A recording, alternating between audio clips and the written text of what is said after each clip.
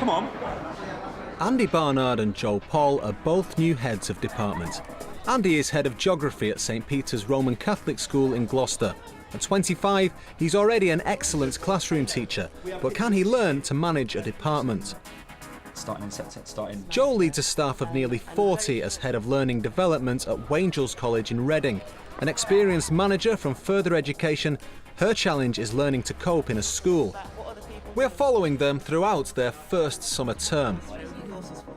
Coming up today, Andy has a progress meeting with the head and Joe's Year 10 class act up. At both schools, the exam classes have now left. It was a feeling of relief on Friday when Year 11 and Year 12 left. Year 13 leave this Friday as well, but also the fact that we got our coursework off. We've still got some bits and pieces that need to be sent off over the next few weeks for various things. But it was a relief in terms of we've done all we can, and I think everybody feels that at this time of year that everything's done as far as we possibly can.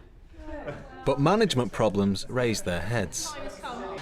Other things that are going on at school at the moment that are causing bits of headaches for me is one is the timetable, because obviously everybody wants the exam groups and everybody wants the top sets.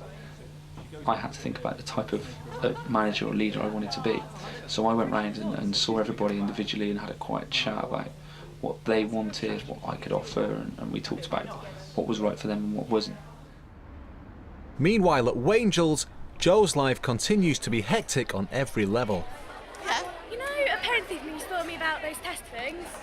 Yeah, today was a bit of an awkward day. I mean, we have 8 o'clock meetings normally once a week, and they've now been increased to 2, which is fair enough in terms of, you know, the need to meet at a point where we can do, because normally we're teaching and busy, but it puts quite a lot of pressure on me personally, because I have to get the children to breakfast club, and this morning they didn't want to get up, they didn't want to get ready, so I raced in sort of on the back foot, as it were. And then the room that I booked for a meeting ended up being double booked, so I then had to reorganise that before 20 to 9, and I was getting in a bad mood already.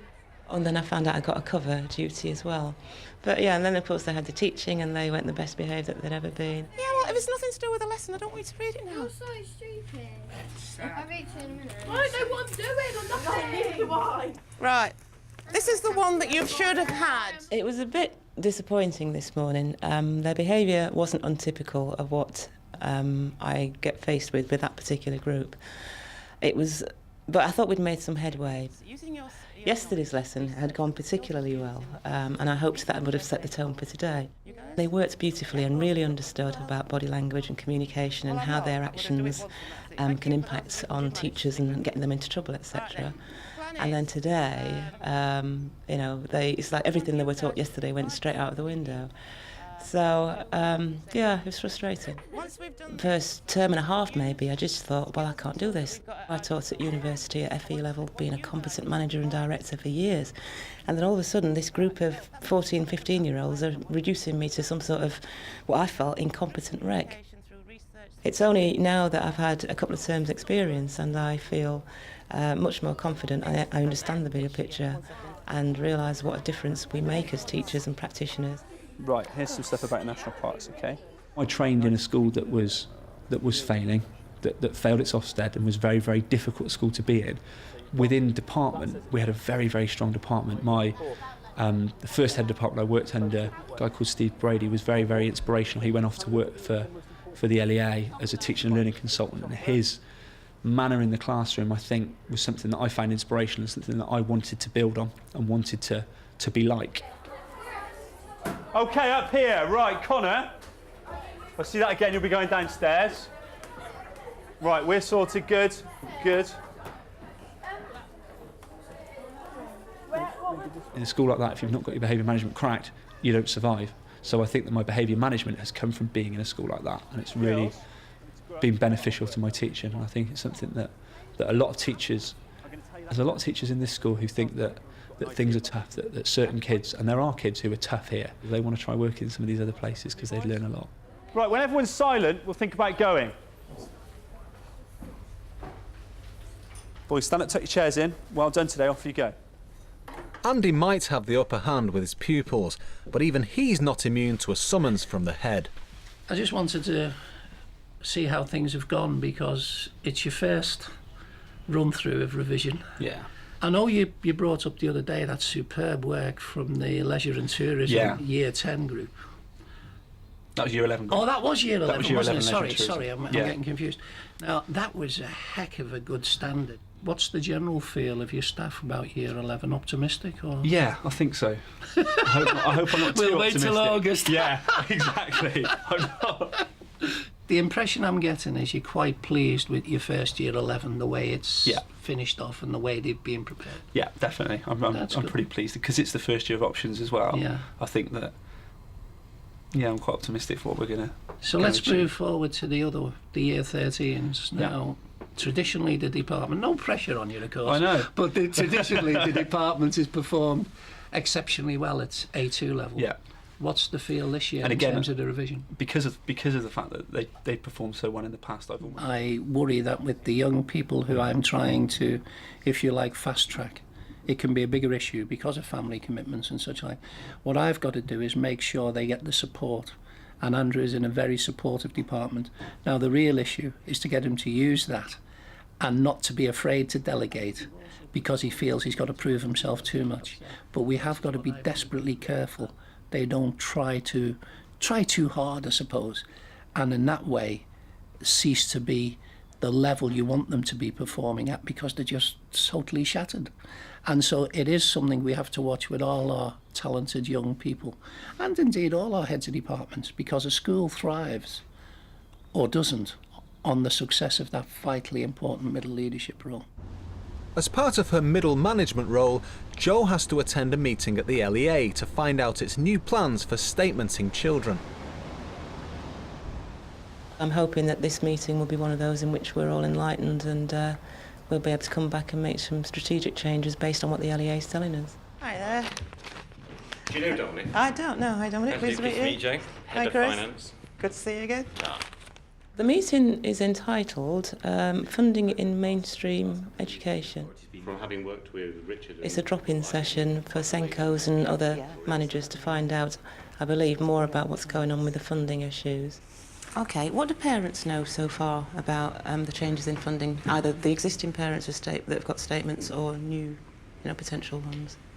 I was chatting to Dom before you came in. What I've got is a group of heads and Senkos who want to work on how do we make this go as smooth as we can in working them. It's all been very cautious, or the information just hasn't been put out, I think, to parents or to schools, particularly well from the LEAs, about what's expected longer term. See you. Cheers, Joe. See you, Chris. Tonight's meeting is what's called a SIP meeting. We have school improvement plan meetings, and what we're looking at today is whole school policies that individual departments and heads of departments can take on and run with to change things across the school. So it might be trialling a new homework policy. I think it's one of the things that's up tonight. That when the heads of department seem to buy into some of these strategies for improving teaching and learning, it seems to be much more engaging than when the senior management team says we're going to do it. And it's about making sure that middle leaders have their say and their input into how the school's developing and how the school's changing. Value for money. Will we look to departments to sort of buddy up and work together on these things, or initially individually? Well, I think I've really enjoyed having the opportunity to put my ideas across, not just departmentally, but how it's going to affect the whole school. Enough to tell at this stage whether it did or so on. So that it would be. I mean, it's really important that after the meeting I can shoot off and get away. Mondays are the busy day within our family. Mel's been doing a college course, which she started in September, where she's just for one evening a week she goes to college and she's studying diploma in management, because that's the area that she's interested in within her work. So what happens is she has to be over in Cheltenham at 6 o'clock. So I finished the meeting at 5. I need to be home in order for her to leave at 5:30 to go out. Call him. Yeah. Look. Come on up, call me. Grab that, John. Okay. Don't want to In your own it. time, son. I'll do it. Pick the kids up from club, go home.